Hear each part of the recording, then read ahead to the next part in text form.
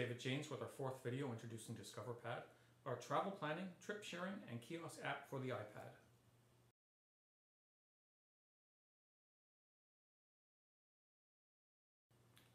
First, let's see what happens when we leave the application.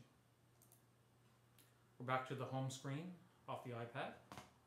We restart the app. And we're brought back to the welcome screen. You see here several options. Upload and share my trip we'll talk about later. Start a new trip lets us restart the trip, but let's just say continue my trip. We can now see my trip on a map. By date, just exactly as we previously organized it, and by category.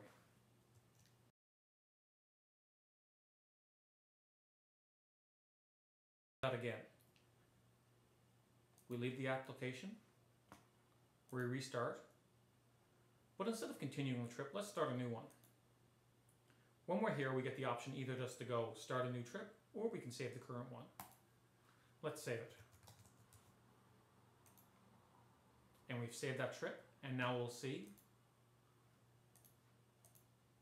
that our current trip is empty.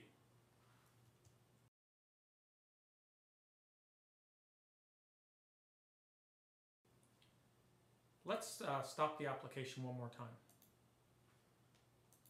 When we restart, we're brought to the welcome screen. You'll see there's no continue my trip since we did nothing in that last session.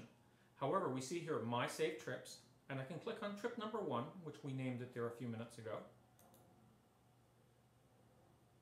And we're restored to that trip that we initially demoed.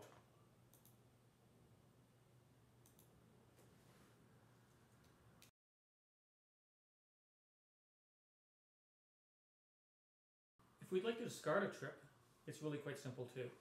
We're looking at trip number 1 right now. We restart the application. We say start a new trip. But you'll see here, because we're looking at trip number 1, we can say no and delete this trip also.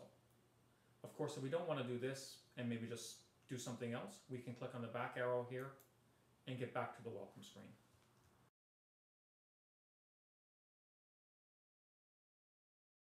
Here we'd like to show you.